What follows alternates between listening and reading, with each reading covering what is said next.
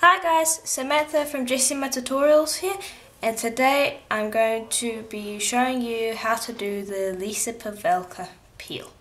Now I do believe that's the official name for it, but I'm not quite sure. I discovered this technique on my own and I only just recently found out that Lisa Pavelka calls it that, and her friend came up with it. So I think that's the official name for it. If it's not, please do tell me in the comment section below. So what you're first going to want to do is you're going to roll out a piece of clay. I've done this on the middle setting of my pasta machine, which is my number 4, and I'm using black today, but you can use any colour you want. Now I'm going to be using silver leaf today. Here's a piece that I've already got out of the paper, and now before you work with this you want to close all windows and doors because you don't want any stray breezes lifting it up. See? Blows all over the place. Now the reason I'm using silver is because I like to store my sheets, and I find that the copper and the gold over a few months disintegrate into the clay. The silver doesn't do that, so if you're going to use your project immediately you can use the copper and the gold, but if you're going to store it for any length of time I'd use the silver. I think there's an anti-tarnish thing for the metal leaf, but I'm not incredibly sure. I haven't researched it yet. So if any of you know of a way to prevent the copper and gold from disintegrating into the clay, please do let me know in the comment section below. Now what I'm going to do is I'm just going to gently lay that down to the clay, and I'm going to blow like that. And you'll just smooth out those crinkled areas. Going from one end of the clay to the other, as you don't want to trap any air bubbles.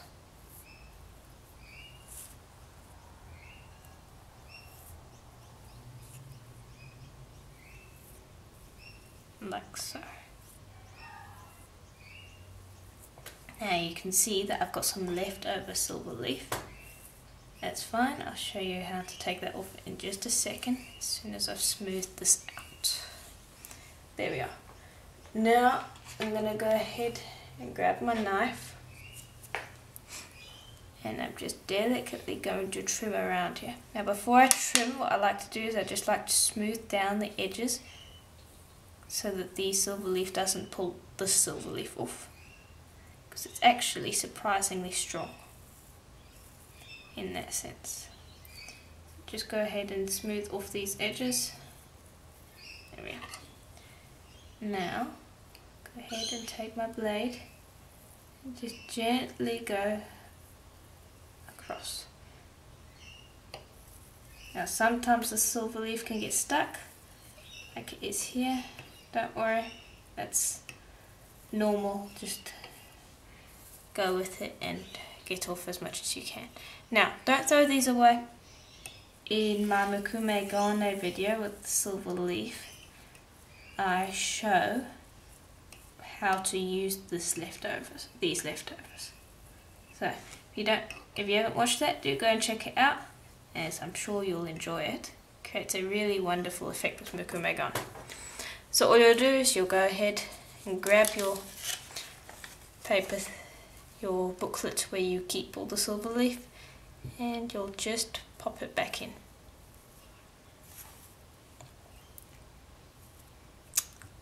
Like so. And all these little bits are useful.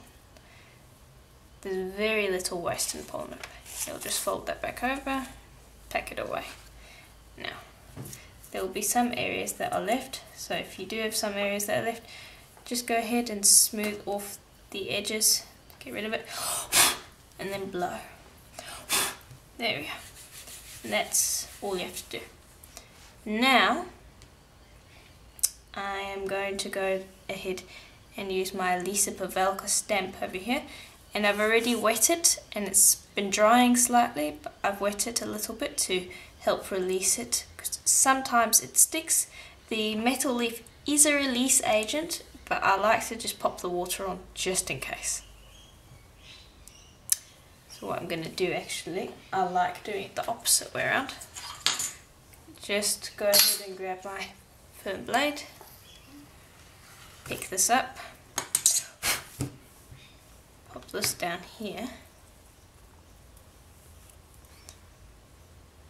and rest that over it. Now what I'm going to do is I'm just going to lightly spray the back of the clay so it doesn't stick to my fingers, and I'm going to go from one end of the clay to the other.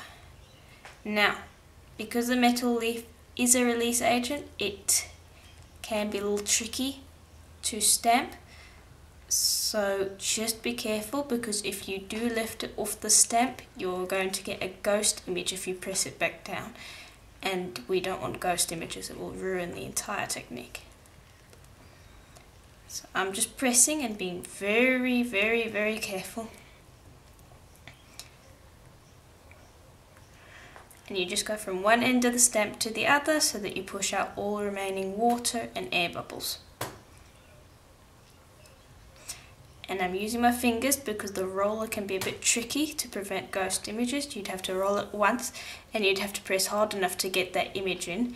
And I know from experience that if you don't press it hard enough, you ruin it, and then, well, this clay goes to waste and the silver leaf goes to waste.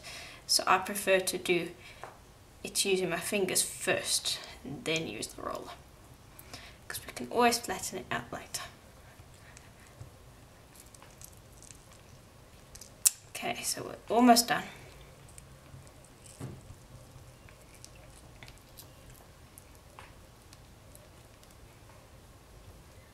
Okay.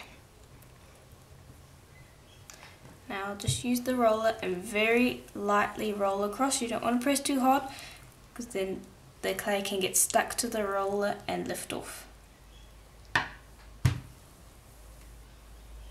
And so just be careful, if you do see the clay lift off, don't continue rolling, you've got to take it off. There, see? I won't continue rolling now.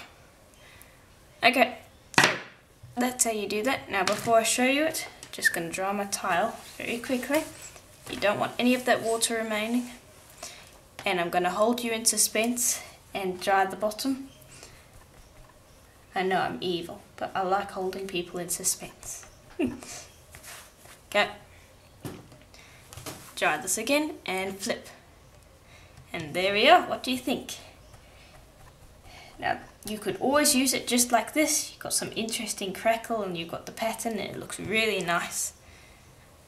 And I'm half tempted to use it like that, but of course we are in a tutorial and I've got to finish the technique, don't I?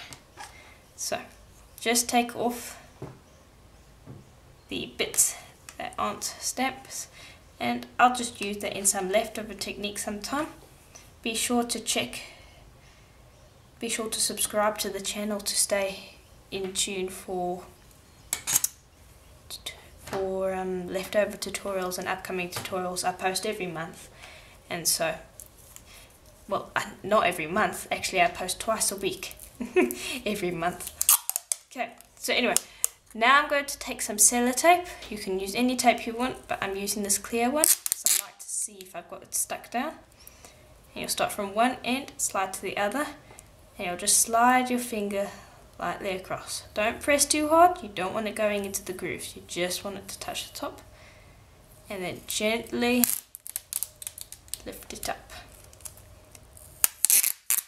Then we'll slide along. And we'll repeat. Make sure you do get stuck down properly though. Oops.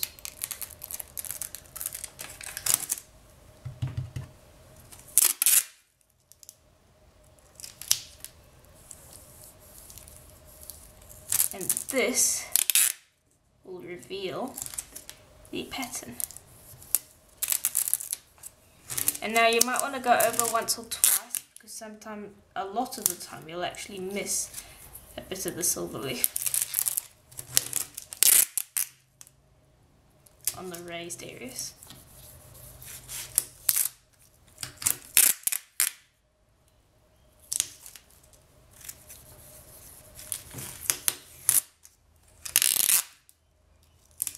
Okay, it's just about done. And I like to just that off. And that goes into waste. Chuck that in the bin. Okay, and then I just like to go over and check if I've missed any areas. If I have, I like to just bring this over and work it in a bit more.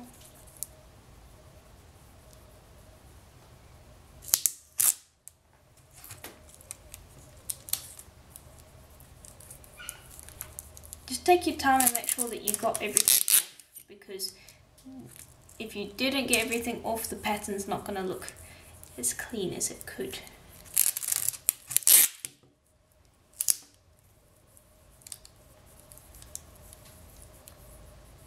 Now, this pattern's a little bit more intricate and there's different depths to it, so I need to make sure that I go to the different depths and get off all the silver leaf that doesn't belong there, like here and here. So you can just spend some time refining it, making sure that you get all the silver leaf off, and once that's done, that's just about it. Okay, so there we are.